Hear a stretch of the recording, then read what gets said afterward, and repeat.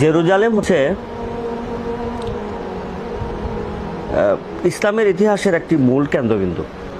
Jerusalem অর্থাৎ বাইতুল মুকাদ্দাস, যেটাকে মসজিদুল আকসা,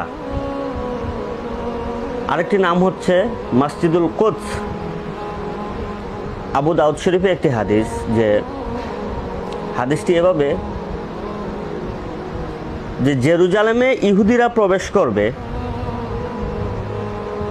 আর ইসরাব অর্থাৎ মদিনা থেকে খেলাফত চলে যাবে। আবার এখানে খুব সাথে সাথে আরেকটি ঘটনা ঘটবে, সেটা হলো আমরা সাধারণত নেটো অন্তর্ভুক্ত যে কয়েকটি দেশ আমরা দেখতে পাচ্ছি, এটা কিন্তু আরো বিস্তৃতি লাভ করবে।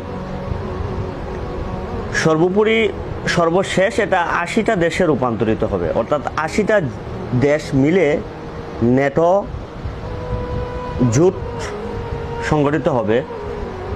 এবং এই নেটোটাই হচ্ছে সেই নেটো, যে নেটো সম্পর্কে আল্লাহ রাসূল সাল্লাল্লাহু আলাইহি সাল্লামে আজ থেকে ১৪০০ বছর আগে ভবিষ্যৎবাণী করে গেছেন।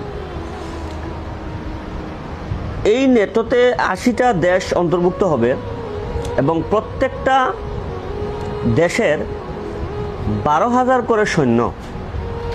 ফুরাত নদীর নিচ থেকে যে সম্পদটা উঠবে, আল্লাহ রাসূল সাল্লাল্লাহু আলাইহি ওয়াসাল্লাম বলে গেছেন যে সম্পদের অর্থাৎ স্বর্ণের পাহাড় উঠবে। স্বর্ণের পাহাড় বলতে আমরা এখানে রূপাত্মক শব্দ মনে করে যদি এটাকে বিশ্লেষণ করি, সরাসরি এখানে আল্লাহ রাসূল সাল্লাল্লাহু আলাইহি ওয়াসাল্লাম যদি তৎকালীন সময় বলতেন যে অক্সিজেন অথবা অকটেন অথবা পেট্রোল, ডিজেল, এগুলা বললে হয়তো সাহাবায়ে আমরা এটা বুঝতে পারতেন না। এজন্য এখানে রূপাত্মক শব্দ ব্যবহার করে বলা হয়েছে যে ফুরাত নদীর ভিতর থেকে স্বর্ণের পাহাড় ভেসে উঠবে। অর্থাৎ এখানে স্বর্ণের পাহাড় বলতে ধনভাণ্ডারের কথাটাই এখানে মিন্স করা হয়েছে। দ্যাট মিন্স স্বর্ণের পাহাড়। দেখেন এখানে আবার এই তেলগুলোকে যারা ক্রয় করবে, যে দেশগুলি, তাদের টাকা দিয়ে অর্থাৎ স্বর্ণমুদ্রা দিয়ে এটা ক্রয় করবে, মানে স্বর্ণমুদ্রা দিয়েই এটা ক্রয় করবে। এজন্য ওই স্বর্ণমুদ্রা রূপান্তরিত হবে। বিষয়টা এভাবে বিবেচনা করা যায়। আরেকটা জিনিস লক্ষ্য রাখবেন, ওই ফুরাত নদীকে কেন্দ্র করে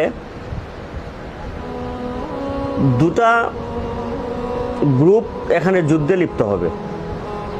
সেই যুদ্ধটার নামই হচ্ছে মালহামা বা ক্রুসেড বলে।